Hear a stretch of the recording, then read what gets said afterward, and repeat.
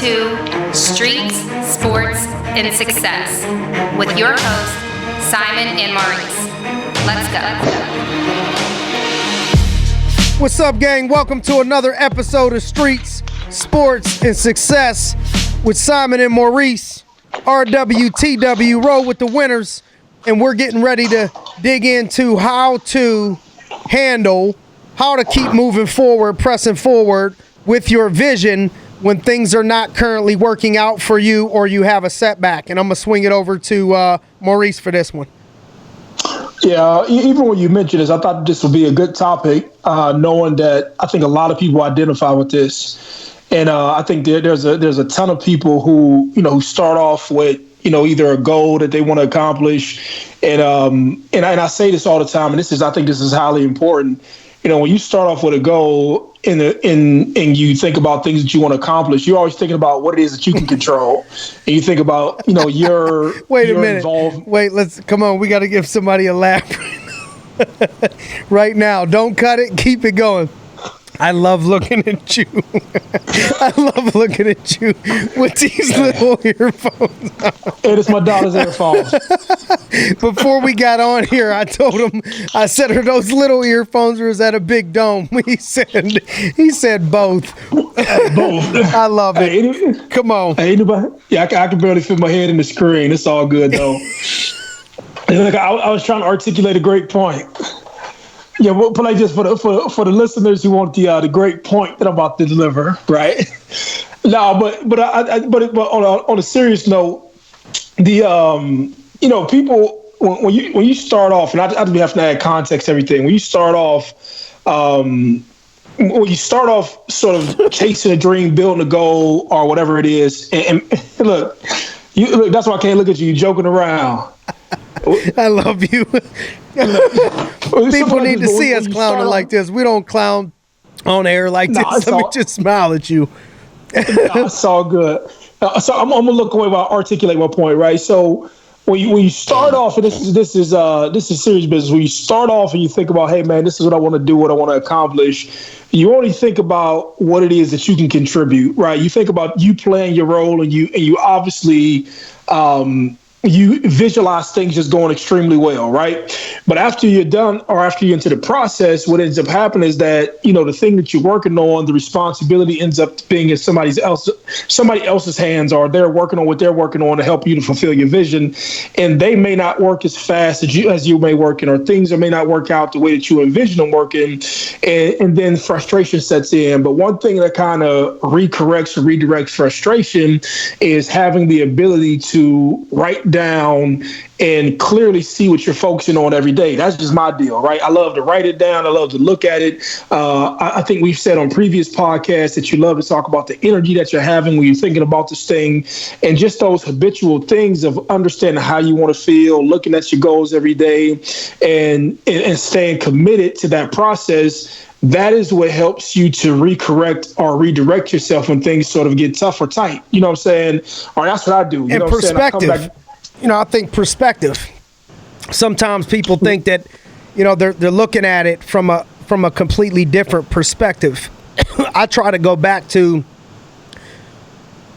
get to where you want to be. I start thinking as every obstacle that we have is what's going to stop other people from getting to the same place. Now, this don't mean that I'm rooting for people not to have it. If somebody called me right now, let's say for how to start a youth program, how to help start an Inspiring Minds Youngstown, like we did, I would want these people to have every tool and make none of the mistakes that I had to make over the last 5 years. It's not that I'm rooting against people. It's that I understand, especially in the business point, everybody wants this thing, whatever it is, success, or people, whatever your line of work is, people want this ultimate success. Everybody's going to have to go through this hurdle, some form of a hurdle or obstacle. It may be different. The timing may be different, but everybody's going to have these hurdles. Every time you have these hurdles, I see a group of people that fall off and never get back up. So let's say 100 people started the race. First hurdle, 50% of them, they couldn't get over that. Next hurdle, a little bit bigger, we had the second hurdle. 20 of them didn't make it over that hurdle. So now there's 30 of us left. We go over the next hurdle. 20 of them didn't make it again. Now there's only 10 of us left. It becomes a game in my mind of who can last this race from 100 people, because typically the big dreams and goals that people have are things that 1% of America can obtain or 5% of America can obtain. So that means if 100 people started the race with the same idea, you got to be the 1 or the 5 that make it over 5, 6, 7 different hurdles without tapping out and without quitting. And so I articulated that just to help with what I meant by perspective. I try to go to perspective of who had it harder. This is why it helps to read things. When you read a book like Shoe Dog from Nike, the guy that founded Nike, when I go back to what he went through to build Nike, it's an encouraging read for somebody out there starting in a business or starting a business, because when you look at what he had to go through to have the Nike swoosh now in $50 billion, I mean, he took an ass whooping, Maurice. Have you ever read that book? Shoe Dog? Oh, dog. Get it today. And it's a story of him just taking ass whoopings all the way up the ladder of 8 years in to Nike, which wasn't even called Nike at one point. 8 years in, he had a moment where he was bouncing checks to his employees. 8 years. And so people see where he's at now, but how many people would have been able to handle those things? And so I say all of that to articulate perspective, is one of my tips on keeping the vision tight when things don't go your way, is keeping things in perspective and comparing other people that have had it, a little bit worse or similar to on the journey that you're on. What other strategies? I know a big one for you was writing it down, which is keeping committed to the vision. Yeah, so I mean, and just to break that down, because sometimes like I talk and I assume people know what I'm talking about, right? Right. But I've said in previous episodes that, and I'm sitting here right in front of them, I have these dry erase boards. They're real big, they're real huge, and I put start and ending dates on things that I want to complete. You know what I'm saying? And I think that everything that I go through is a test of character or a test of how bad I want something. Amen. You know what I'm saying? And so Amen. You've heard me say, your distractions and your blessings usually weigh the same. And like the bigger things that you want, the more distractions or the harder it is to obtain those things, just because the nature of life or the universe or whatever it may be. I think for whatever it is that you want, there's a sacrifice that has to be made. And there's usually things that kind of can distract you from the path of attaining the goal or getting what you want. But I think those things also, in a universal way, just test you to say, okay, do you really want this thing? And are you really committed to give up, all of these other things that you have going on, or get over this adverse moment to get what you ultimately want? And I think that those things help to shape your behavior. You know what I'm saying? And or if the universe is going to give you something, like what are you going to clean up in yourself, and how much discipline are you going to have? Because once you get this thing, you'll be in charge of more people. You'll have more resources. You'll have the will to do more. And will you do good? But in going to reach that, it forces you to be a better individual if that's what the universe wants you to work on. And I hope that doesn't sound too esoteric to people. Amen. But if anybody's ever chased anything, they understand everything is a spiritual process. It's not about the physical money more than it is the spiritual process of you discovering yourself along the path. And when you can tie that into what you're doing, you'll start to look at this thing a little bit different. That's where, it goes hand in hand with that quote. People have heard probably the quote of, it's not what you get, it's who you become on that journey. Or it's not the money, or it's not the thing, it's who you've become on that journey. And basically what you're saying is the understanding and awareness of when you're on the process, which is not always so sexy. One of the last ones we did was the non-glorious grind. The non-glorious process, it's building you up to the person that you need to be in order to carry and do what it is that you want to do. So for example, if I want to push up 225 pounds on a shoulder press, I'm pretty sure if I start building up to that from where I'm at right now, my shoulders are going to probably be a little bit bigger and a little bit stronger in order to carry 225 straight up on a military press.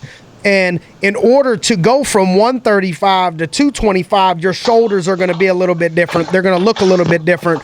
The things that you do in the process are going to build you up to be able to carry that amount of weight. And so people need to look at it from that perspective of, you're building in the process to be able to carry the weight, because a lot of times people, what they hope and wish for, they can't even carry it if they were given that amount of quote weight, because their character development hasn't happened. And so that's what happens when you see people that get handed a company sometimes and it flops, or they get handed a situation. It's they haven't built their character up enough in the internal, the spiritual things, the aspect that it's going to take to handle something of that magnitude, and that is only forged in the process, in the climb, and in the fire, and so much of it is mental. I'd say this: there's also skills to build on what you're talking about.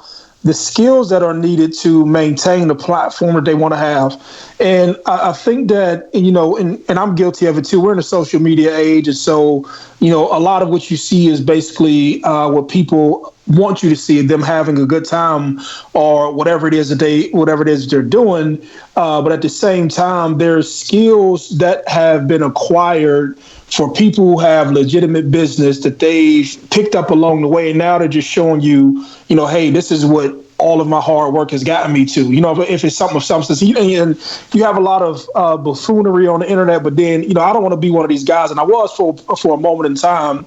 All of everything on the internet isn't bad. You know what I'm saying? It comes down to who you're following, why you're following them, and things of that nature. But to get back to the original point, I think that having the ability, or having the discipline, not the ability, having the discipline to write down what you're going through, so when you have a tumultuous time, or be it, back like what is it when you get married, through sickness and health, through good and bad, you know what I'm saying?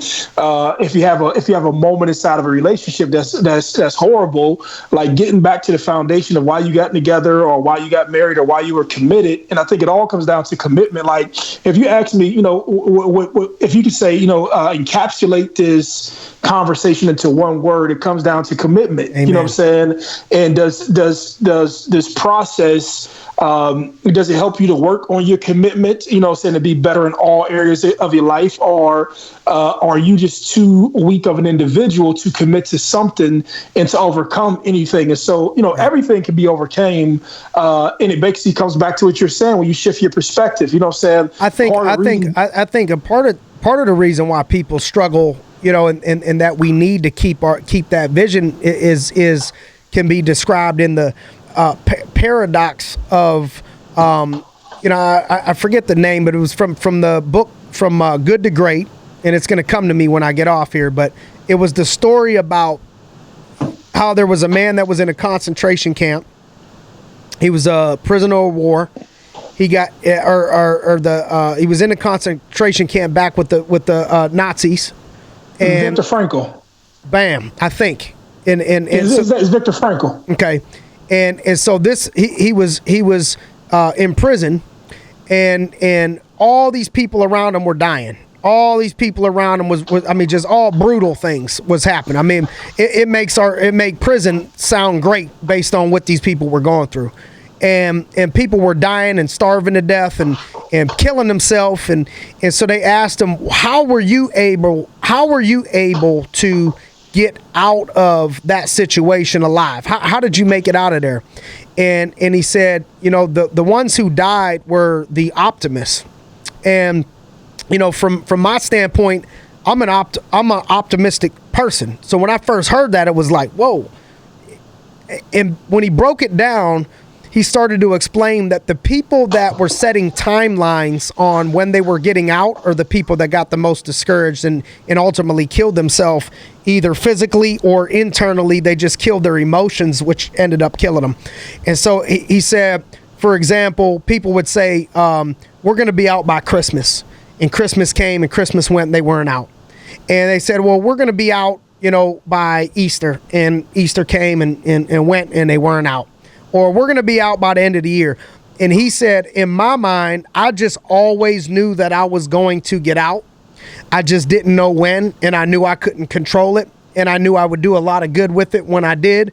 And so I just stayed focused on knowing that one day I'll get out and not putting deadlines on it.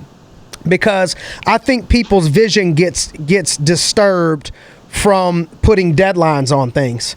I'm getting ready to build our second home. We already built a house before, Natalie and I. We're getting ready to build again.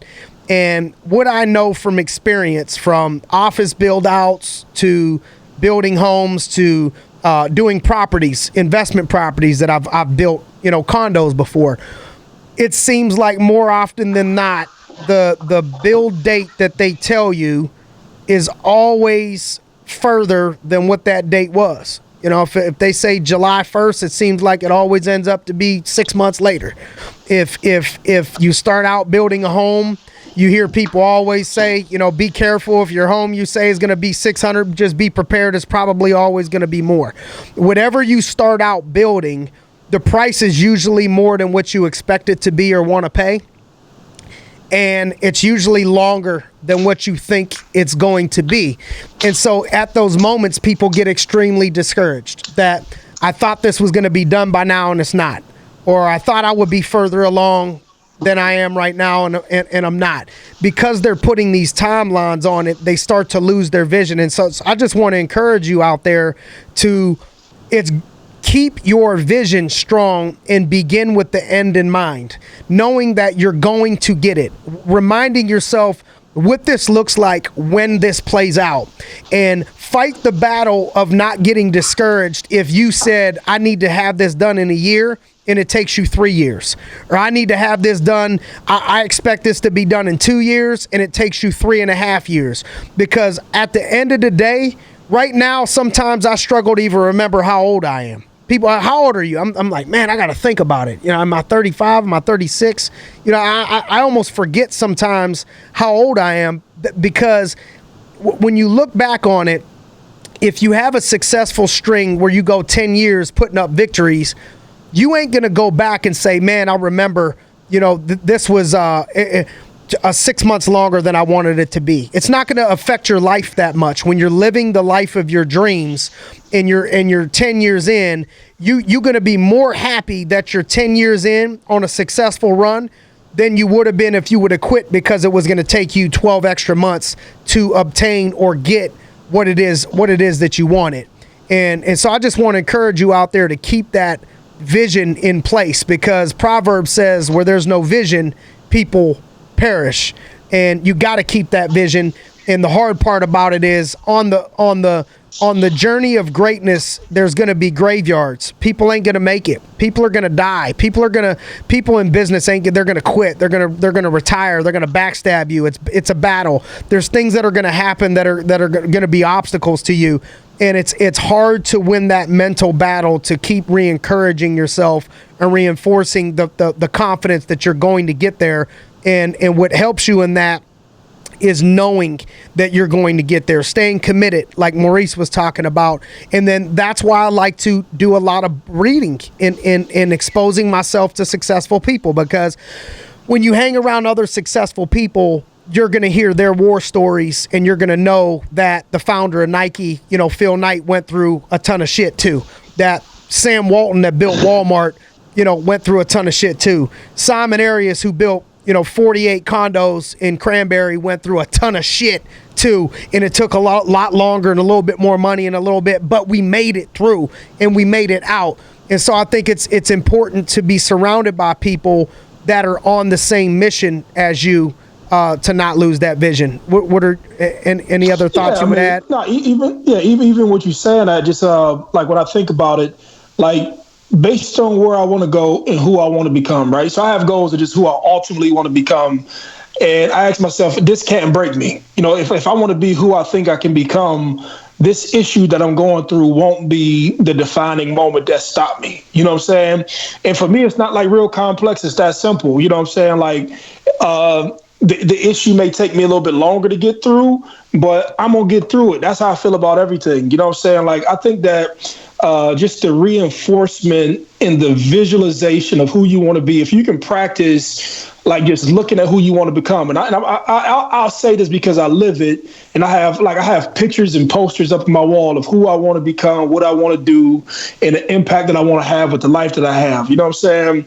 And when you look at that stuff, when you internalize it, when you listen to music and you visualize it, and you got that person in your brain, you start to look at stuff like, man, this shit ain't gonna take me out. You know what I'm saying? Like this shit, not this shit right here. You know what I'm saying? And that stuff strengthens you. That's where it goes back to the old saying, you know, what doesn't kill you make you stronger. You know what I'm saying? Yeah. And learning how to survive some of life's most, hardening issues or circumstances, you know what I'm saying? And you start to revert back in your head and say, man, I've gotten over things that were 10 times harder than this, you know what I'm saying? So this thing that I'm moving forward with, is nothing. And so like people in general, just learn how to be a motherfucking just hard. You know what I'm saying? Like even when I'm saying it to you, you move your shoulders. Like, I just visualize, man.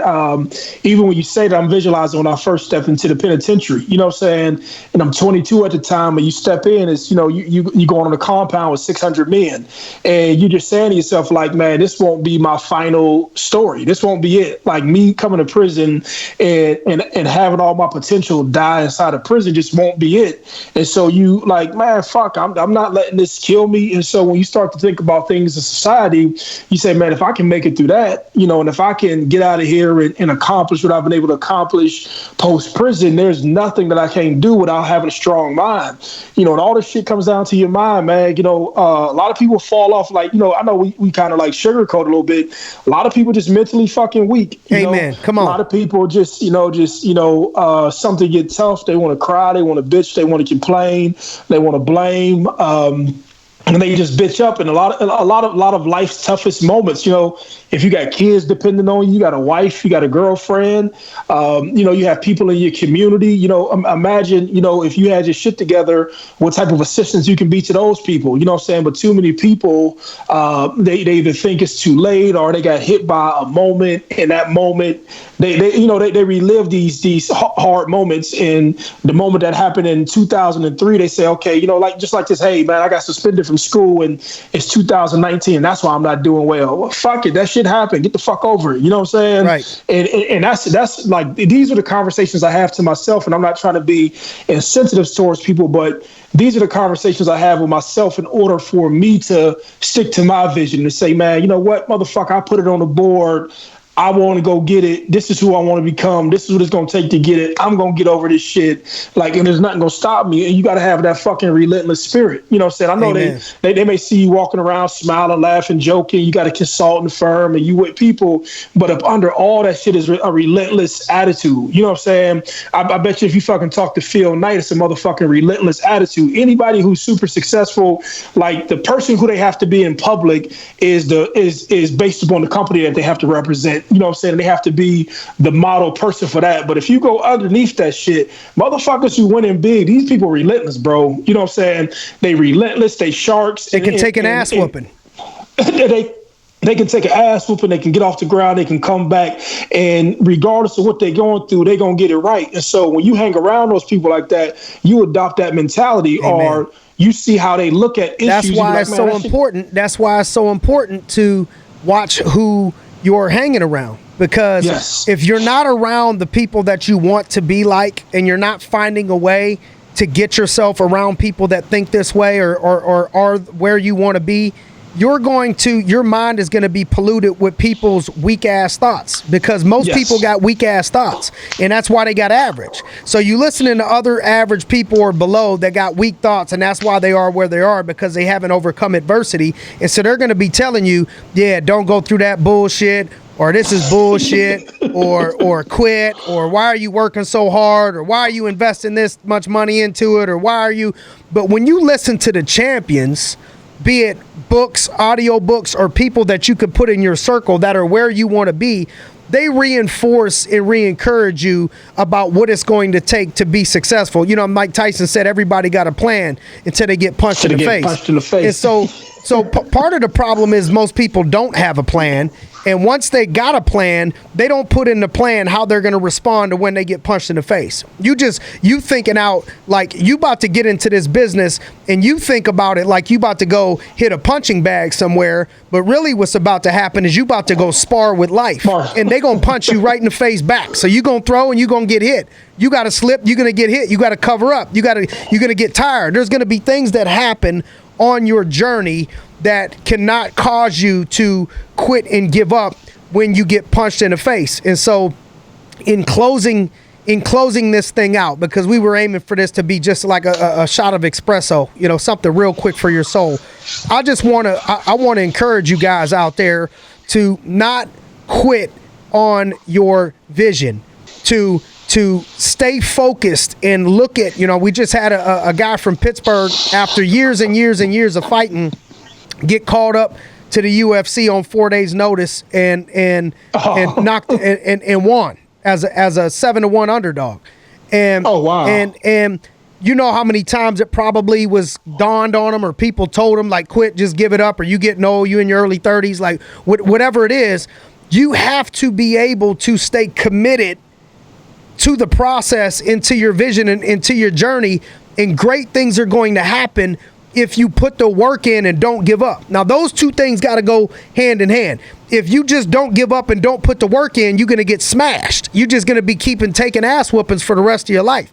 But if you put the work in consistently and you surround yourself and you take advice and listen to people that are where you want to be, they will provide you the roadmap and the inspiration. You got to put the work in and not give up, because there's one thing that nobody's going to be able to protect you from on your journey. We could give you the roadmap, we can give you the encouragement, but nobody's going to be able to protect you from. We could limit, but nobody's going to be able to protect you from adverse situations, be it personal life or professional life. Something will happen on your journey that causes most men and women to quit. You have to be able to stay committed to the process and stay married to the game in pursuit of excellence, in pursuit of your vision, thinking about what your life's going to be like when you obtain it, and don't even give thought to the things and what it's going to look like if you don't obtain it, because you will win, you will obtain it if you keep staying committed to the process. So thanks for joining us on another episode of Streets, Sports, and Success with Simon and Maurice. Let's get it. Keep grinding.